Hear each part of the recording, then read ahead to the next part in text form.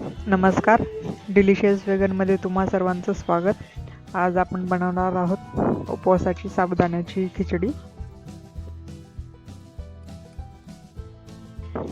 इथे मी 1 कप साबुदाणा घेतलेला आहे. तो आपण इथे स्वच्छ पाण्याने धुवून घेणार आहोत.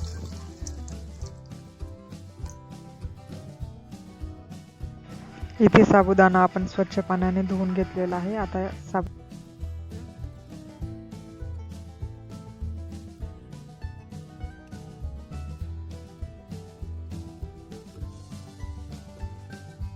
साबुदाणा इथे आपण चांगल्या प्रकारे धुवून घेतलेला आहे आणि त्यामध्ये पाणी टाकलेलं आहे साबुदाणा भिजेल एवढं, आणि हा रात्रभर झाकून ठेवणार आहोत भिजवत.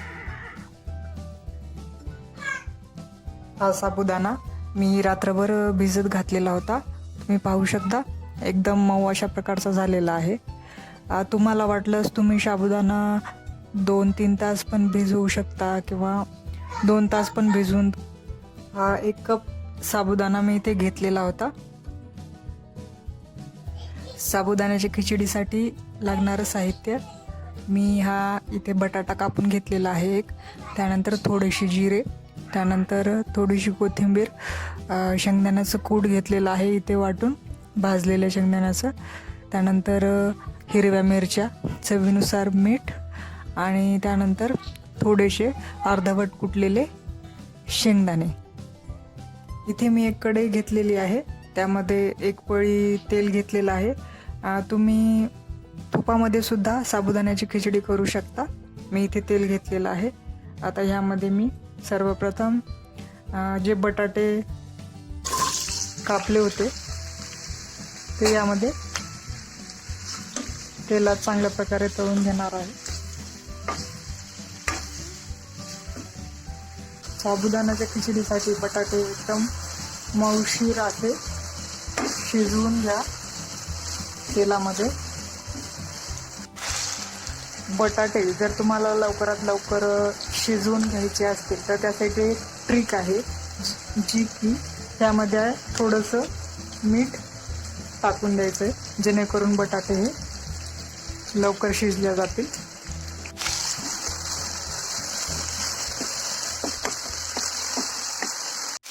बटाट्याला चमच्याने चांगल्या प्रकारे हलवल्यानंतर आपण हे थोडा वेळ झाकून ठेवूया, जेणेकरून बटाटे चांगल्या प्रकारे वाफल्या जातील. आणि आपण त्याच्यामध्ये थोडंसं मीठसुद्धा घातलेलं आहे, जेणेकरून लवकरात लवकर बटाट्याच्या फोडी ह्या वाफतील.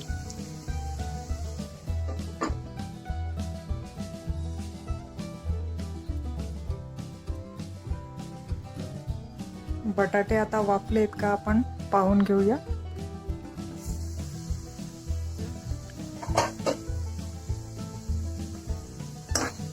तुम्ही पाहू शकता बटाटे हे चांगल्या प्रकारे वाफले गेलेले आहेत. मी तुम्हाला एक बटाट्याची फोड तोडून दाखवते, हे पहा. त्यानंतर आता आपण ह्यामध्ये कापलेल्या हिरव्या मिरच्या टाकणार आहोत. हिरव्या मिरच्या सुद्धा चांगल्या प्रकारे तेलामध्ये तळून घ्यायच्या आहेत.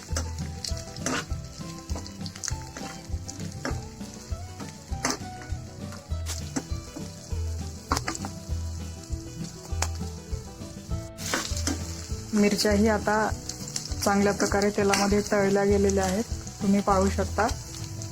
आता यामध्ये मी थोडे जे जिरे आहेत ते जिरे टाकणार आहेत. तुम्ही टाकू शकता किंवा टाकलं नाही तरी काही हरकत नाही. उपवासाला कुणाला जिरे चालतात, कुणाला चालतही नाही. मी टाकते, जेणेकरून साबुदाण्याच्या खिचडीचा जो स्वाद आहे तो एकदम चांगला असा येतो. जिऱ्यालाही चांगल्या प्रकारे तेलामध्ये परतून घ्यायचं आहे. बटाटे, मिरच्या, जिरं चांगल्या प्रकारे तेलामध्ये परतून घेतलेली आहेत आपण. आता ह्यामध्ये आपण जो भिजवलेला साबुदाणा होता 1 कप, तो ह्यामध्ये टाकणार आहोत.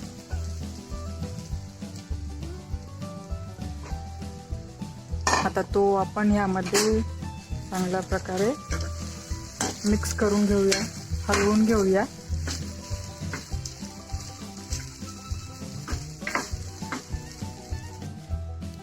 त्यानंतर आपण इथे शेंगदाण्याचं कूट घेतलेलं होतं ते यामध्ये टाकून घेऊया.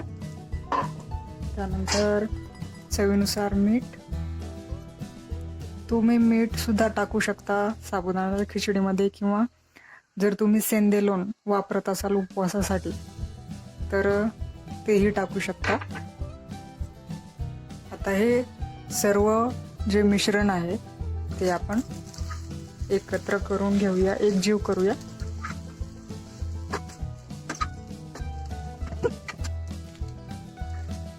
आपण चांगल्या प्रकारे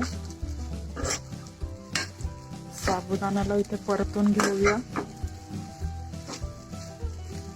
तुम्ही पाहू शकता साबुदाणा कसा दिसत आहे.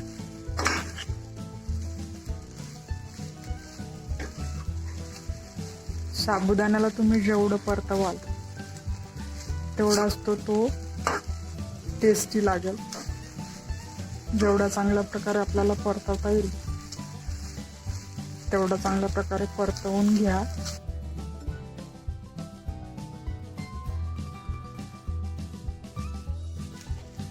आता यामध्ये आपण कोथिंबीर घालणार आहोत थोडी.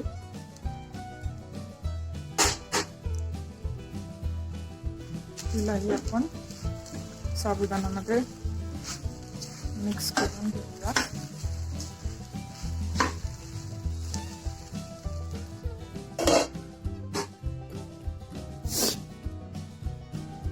साबुदाण्याला आपण चांगल्या प्रकारे परतवून घेतलेला आहे. आता आपण याला थोडंसं वाफवून घेऊया. त्यासाठी आपण साबुदाण्याच्या खिचडीवरती झाकण ठेवून देऊया. एक 5 मिनिट आपण साबुदाण्याची ही जी खिचडी आहे ती वाफवून घेऊया. आता आपण साबुदाण्याची खिचडी पाहूया वाफलेली आहे का नाही. हे पहा, तुम्ही पाहू शकता साबुदाण्याची खिचडी चांगल्या प्रकारे वाफला गेलेली आहे. आपण तिला एक वेळेस परतवून घेऊया. साबुदाण्याची खिचडी चांगल्या प्रकारे वाफला गेलेली आहे, तुम्ही पाहू शकता इथे. हे पहा. आता आपण तिला एक प्लेटमध्ये काढून घेऊया.